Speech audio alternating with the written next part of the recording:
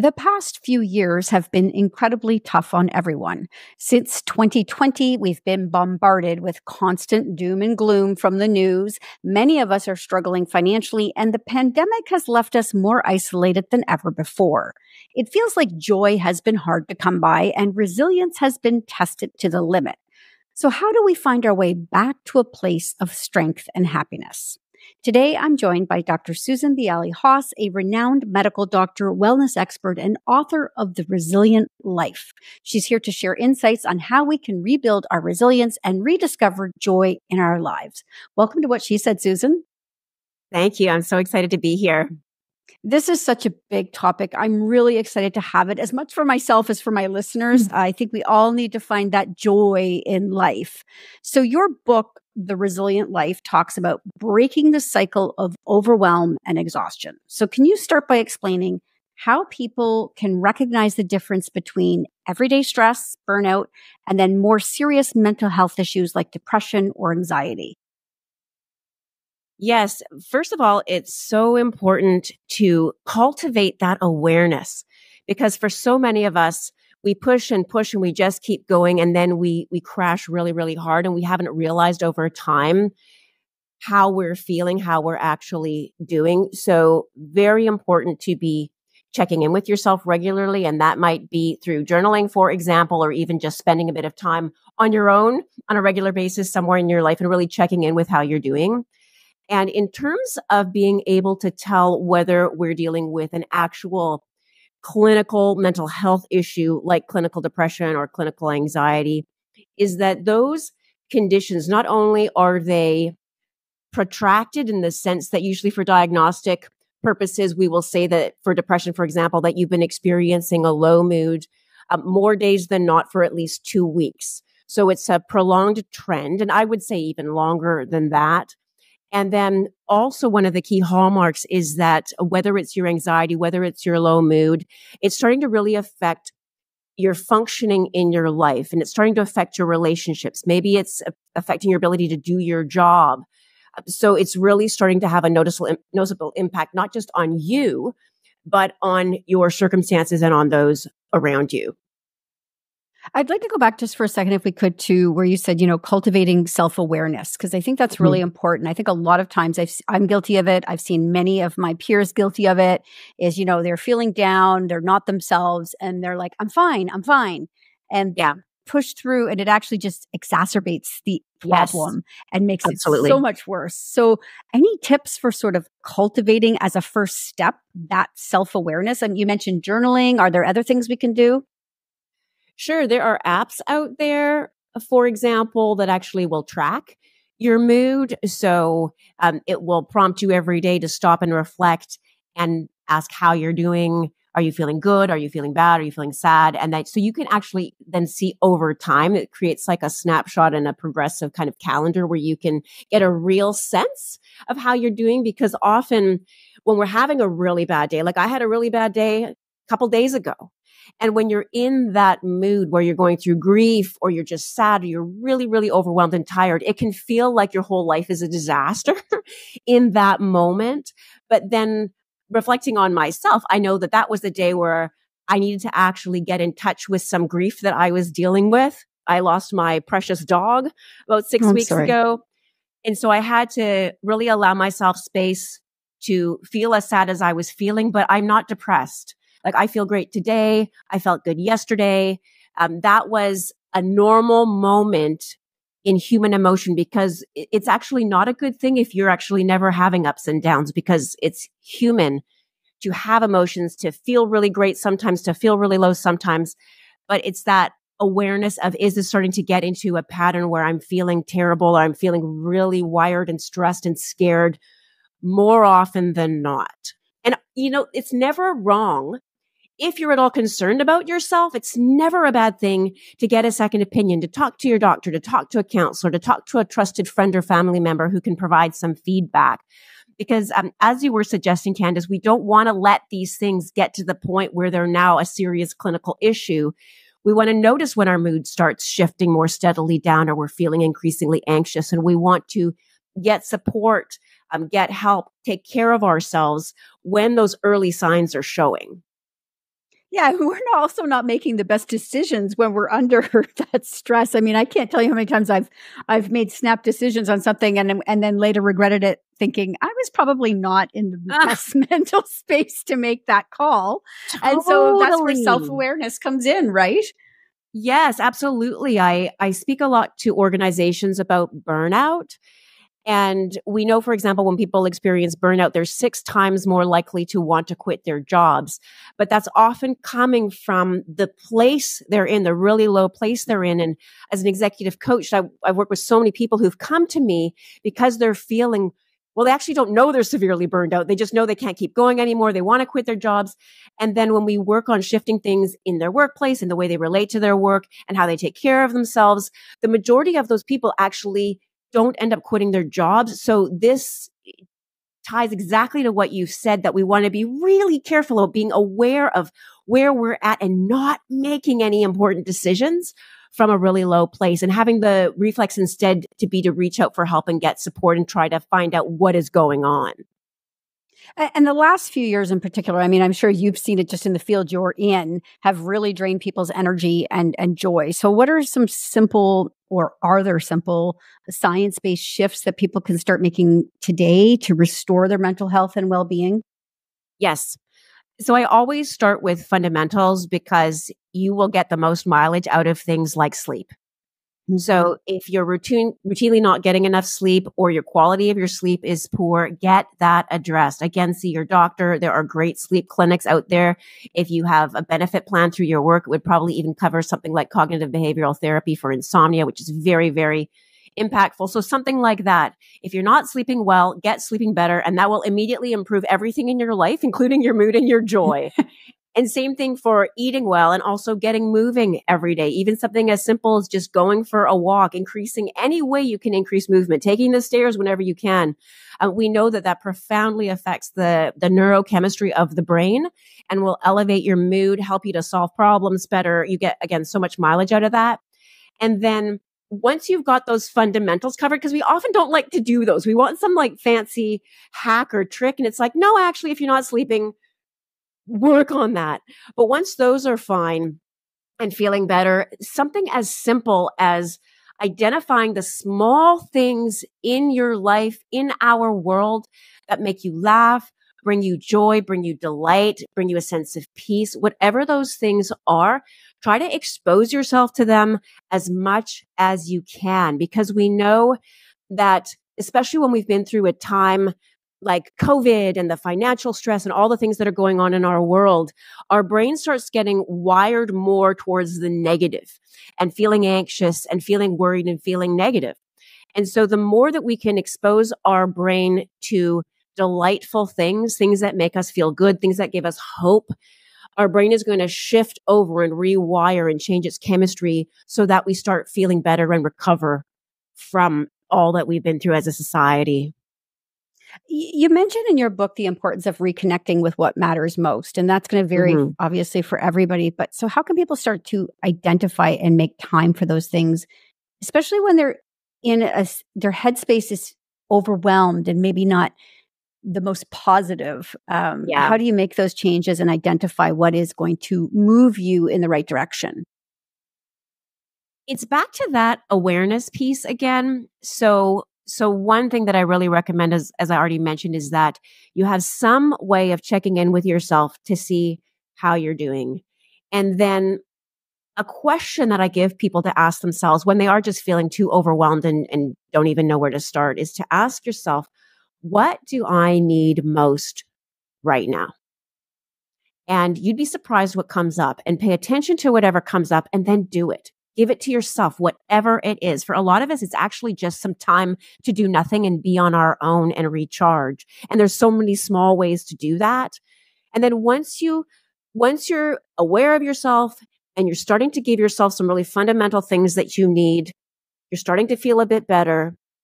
That's when you can start asking yourself some deeper questions like, what really matters to me in my life? And an exercise that I have people do to try to connect to that is to come up with your top 4 priorities in your life. If you get to make that list, like anything goes on this that you want, what matters to you. And it's especially important if things go on this list that have not been getting your time and attention, the things that you just long to do that you never seem to have time for, whether that's exercising, some kind of art that you love, reading, time with your spouse, time with your kids, like anything can go on that list. And so this is all about connecting with ourselves, taking time to ask ourselves those questions and to give ourselves permission to be really honest about what our answers are, not what anybody else wants our answer to be, but what our answers are. One of the biggest challenges I think that many find right now is finding purpose and meaning in life. We're being pulled in a million directions. It's hard to actually find those things right now. So how can resilience help someone who feels stuck or disconnected, help them find their passion? Well, resilience for me is about getting our minds, bodies, and spirits into a place of thriving. And this is not a permanent state because, of course, life has all kinds of blows that it will hit us with in our personal lives and in the world. But we want to, as much as we can, and with lots of grace and compassion for ourselves, live in a way that we give ourselves the best opportunity to be able to recover from the things that happen in our lives that knock us down, and also live in a way that when those things come along, we're going to be much more likely to stay standing. And so I've already mentioned some of those things like fundamentals of looking after your health, staying connected with how you're doing, but then also you want to, with that awareness, which I talked about knowing what your priorities are, you eventually get into a place where you're no longer just trying to keep your head above water, but you're actually present in your life and you're as healthy as you can be. Your mental health is better. You've got a lot more clarity. You feel like you can breathe. And now you can start really thinking about, what is my passion? Like what really makes me feel alive? And how can I structure this into my life? And the more that we are in that place of resilience and thriving, the more that we can engage with this. But as someone who emerged from severe depression and burnout and healed herself through flamenco dancing, a lot of the time, the passion actually can be part of the life saving. So even though, given what I'd said, I wouldn't say you necessarily have to wait till everything is perfect to start looking for your passion. I want you to live in a way that's resilient, but a lot of the time also connecting with that passion during a difficult time can really also help you to be more resilient. What are the qualities of a resilient person? What does a resilient person look like? How do they act? Well, a lot of it actually has to do with our connections as people to externals in our environment. And that's actually what we know from research to be the fundamental drivers of resilience. So that's people who have structure in their lives. They're not afraid to have commitments and structure. They also have responsibilities. So they're not just focused on themselves. They're also helping others, not to the point of their own disaster, but resilient people are connected to others. They have responsibilities in this world and they honor those responsibilities, but they also receive help and they have lots of connections that they keep healthy, which I know can be hard depending on the season in your life. So it can just be your most important connections, like the people closest to you, the people you care about most, places where you feel you belong. People who are really resilient have a strong sense of belonging in this world. So know where it is that you feel you belong. And again, this is unique to you. It can be whatever has meaning for you. And the more that you're part of community, that you're connected to people, that you're showing up in your life, and also positive thinking, which then you might hear in the way a resilient person talks. We know that when people realistically cultivate positive, optimistic expectations for what's going on in the world and their life, that also builds resilience. So a lot of these things that you will see a resilient people doing are fundamental to their strength. You talked about connections there, and it has me thinking about sort of the quality of our connections. How much do, say, negative people impact our ability to be resilient or to improve our lives? How do we identify those people who are perhaps not helping us get ahead or get out of these situations? Do you talk to people about those sort of things? Is that a common denominator, is negative people?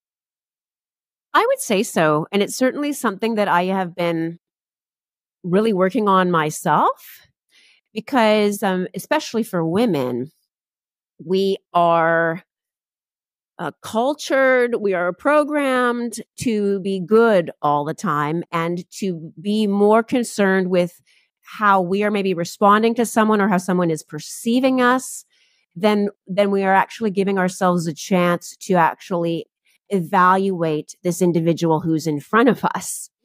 And so I've been really working on paying attention to how someone is making me feel. Like, am I feeling anxious? Am I feeling unsafe? And, why may that be? Is it something within myself that actually has nothing to do with the other person based on some past experience? Or is there actually something I need to be paying attention to? And how do I feel after that interaction with that person? I found that, say, certain people in my life, after I spent time with them, I can't sleep or I feel really stressed. And in my past, I would have probably turned that on myself, like there's something wrong with me. But it is really important. And it depends on who the person is, right? Whether it's, say, like a boss, and you can't just go, well, enough of you. And, maybe you can't quit your job. And so you have to learn how to manage that relationship and sometimes limit exposure. Like with negative people, often it can be really important to be careful of how we engage with them and what we say to them and whether we give them opportunities to attack, because there are certain things that will often provoke people. Anyway, I've written an article about this for Psychology Today called "Don't Try to Reason with Unreasonable People." It's my most popular blog ever. So you want my hard hitting advice, go read that. But it's a real factor. Because the other thing I think too is that people who are negative, you were talking there and you said, how do you feel around there? My daughter and I are struggling right now a little bit with our relationship. We're having a lot of talks. And some of that is me bringing things in. And so it's taken me the opportunity to recognize that I might cause her some anxiousness in the way I respond. Right. Mm-hmm. And so for people who maybe find themselves negative, are there tips for people to maybe steer themselves away from that a little bit so they're not impacting the people in their life with their negativity, or maybe the way they're sort of conditioned to respond to things? Yes. And for any of these situations, if it's something that's really troubling you and you're really struggling with, it is always a good idea to get counseling support so that you have an expert perspective from a qualified licensed professional on what's going on. Because often if we're just in our own heads and we're trying to figure this out, especially if we're dealing with someone who actually has pathology, like maybe they have a personality disorder, maybe you're dealing with a narcissist or someone like that, they can often make you feel like you're the wrong person, you're the bad person. They will often tell you that directly, but they're wrong. It's generally speaking, and it's their way of interacting with people and having power over. So I think with certain things like noticing, like I've noticed, I really want to stop complaining, or I want to spend less time talking and more time listening to the people in my life. So there are basic fundamental things that are pretty safe to work on our own. But if the relationships are complex and we're feeling a lot of distress from them, bring an expert in to give you perspective. And actually, I want to turn our conversation a little bit to burnout, because I think oftentimes people don't realize they're burnt out until they are actually burnt out and are not really recognizing the signs on the way down to sort of the bottom of it. So what are some of the signs of resilience and other things?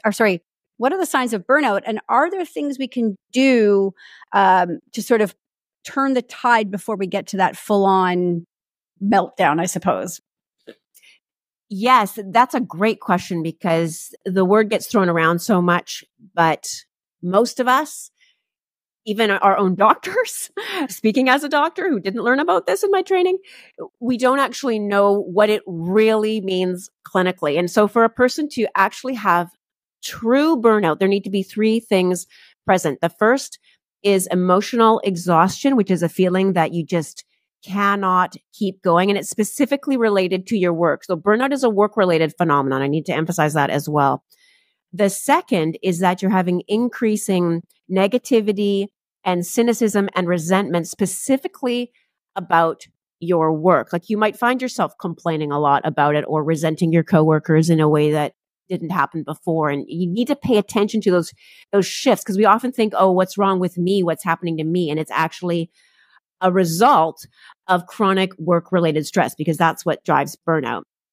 And then the third component is decreased efficacy and productivity, specifically at your work. So you may be working harder than you ever have, longer than you ever have, but you're less effective. And you may even be starting to question whether you're qualified for the job that you're in. You may start questioning whether you should even be doing that job, which is the case with those clients that come to me to help them quit their jobs when it turns out they were actually just burned out. And so remind me, you said, what can people do to maybe get ahead of it? And really, it's important, again, to have that awareness, to watch out for those three hallmarks and individually, because usually you'll start out with one or maybe two. And so you want to catch yourself in that zone, like when you're starting to feel more and more emotionally exhausted, when you're starting to feel irritation and resentment about your work, for example, or you're having a hard time getting your job done. I normally say to people, one of the very first things you should do is go see your doctor, because there can be biological causes. Like maybe you have a thyroid condition. And I have a friend who thought she was burned out, but she actually had low iron. She had iron deficiency anemia. And so that's really the first step. And then I could go on for hours about what you would actually do once you've established that it really is burnout. But again, I would really recommend working with a counselor or a coach, looking at things in your work environment that you can change to reduce stress and maybe change ways that you're working. When I work with leaders, a lot of the time, it's actually the pressures that they are putting on themselves, the language in their heads about themselves. They're not delegating. They have no boundaries. And then also non-work related things like, how are you taking care of yourself? Are you taking vacation? Are you having downtime? Are you sleeping? I can literally talk about this for hours, but that's a general summary. I actually know some people you could talk to for hours, and maybe we'll have to connect you after the show. You've talked about using neuroscience-based techniques to rewire the brain and reduce your stress levels. So can you share one or two of these techniques?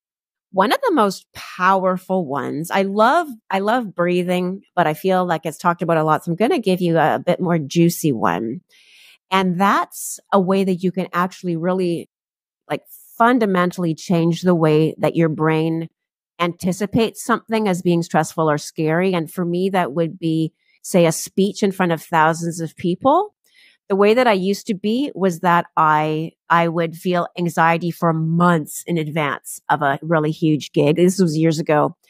And I learned a technique where whenever I started to feel really anxious about an upcoming gig, I would step aside on my own in private, and I would go through this process where I would visualize in my mind a speech that I just loved and really connect using all my senses of that experience. So I would really whole body, whole mind reconnect with how amazing it felt to be in that room with all those people. And then the next step is to then envision the current speech that I'm feeling anxious about, and to imagine being in that room and the joy and the purpose and the lights and the smells. And when you shift your brain from being anxious about something to actually anticipating it with joy and passion as if it's happening in the moment, your brain will actually start to look forward to that and feel much less anxious. And you can really, really change the way you think about things that intimidate you. I think one of the things I really like about you, Susan, is that not only are you an expert in this field, but you also have deep personal experience with these things. How has your personal journey influenced the advice and strategies that you share with people? Oh, it's the foundation of everything, really, starting with the severe depression and burnout I experienced and trauma-related symptoms that were undiagnosed that I experienced in my ER residency training initially. And even though I was trained as a physician and I had training in psychiatry as part of that, what I had learned really inadequately addressed what I had experienced. And I wanted to understand it, and I wanted to prevent it ever happening again. So it started this journey, this mission of wanting to empower myself and then empower people, which has now become a full-time passion. I do this full-time now, and it's an ongoing, continual process where I observe more about myself, want to understand it, want to learn about it scientifically, want to learn how to shift things, and then share what I'm learning with people. It's just the most delicious thing ever. Well, the other day I posted a video on TikTok. It's gone semi-viral, and it's just my girlfriends and I running around, just talking about our long friendship. And there's so many comments of women who are like, I wish I had one friend. I wish I had that connection. Show me, teach me. How do I do this? And it's an overwhelming theme a lot of times when I post these videos of me with my group of friends, of people just wanting or longing for that. So how can people, I think adults especially, really struggle with, connection? Are there tips for people to rebuild connections, find friends? I mean, we really are lost behind our screens, it seems. Yes. Yes. And I've seen research. There's an epidemic of loneliness in North America that's really well documented. And there are a shocking number of people who on surveys say they don't have one close friend. And I'm very introverted, and I still tend to hover on the edge of mental health challenges. Like, it's something because of what happened to my brain when I was in residency. It's always a thing. And so I always have to watch that I don't isolate too much. And I have to work at maintaining my connections. And so with respect to building those, I do think it's a good idea to start with what you already have rather than starting from nothing. So to think about, who were those people in life that you were connected with in the past? And can you reach out? Like, as an example, last night I was part of actually like a Zoom meeting, but that's only because it was happening in Seattle and I couldn't get down there. But she's someone who was my best friend in high school, and we lost touch for years. And then I don't even know how it happened, but we reconnected, and we found out that we both had this shared new mutual passion, and we really reconnected over that. And now, like, she hosts these groups where women meet it's kind of almost like a book club kind of thing. And like, I join in virtually, but that connection with her, like, she and I talk regularly through Zoom now. And like, that took effort. Like, once when I was driving back from recording a video in Oregon, I made a point of stopping by her house just to say hi for an hour. And so within our very, very busy lives, because that's a big part of the problem too, we can find these ways. And I travel a lot for work. So it's really tough for me often to be doing in-person things, but I've really made it a priority with a small handful of people that our relationships have really deepened because of that intentional effort. We're going to close out this interview, and believe me, I would love to spend hours discussing this topic with you, but we're going to end here for today. So is there a message though that you would like to give people who are maybe listening, who are struggling to find hope and joy in their daily life? Yes. It can be really helpful if right now is really, really hard. And believe me, I know what that is like. To think back to a season in your life where things felt very different, where you had hope, where you felt more alive, where you were maybe even more yourself. To think about what were the things that you were doing then? What were the things you believed about yourself? What were the things in your life that mattered? And what is some element of that you can start reconnecting to? And you would be surprised. The stories I hear from people, I have goosebumps even just saying it. The small things that people remember and the miraculous ways that those can come alive, or even just one little aspect can start to light up one tiny corner of your life. And then it just starts to spread. So I really recommend doing that exercise, and know that it is going to get better. It is going to get better. There's actually a sort of a law of nature, a law of life. Don't be deceived by the lie that it's always going to be this hard, because it is not.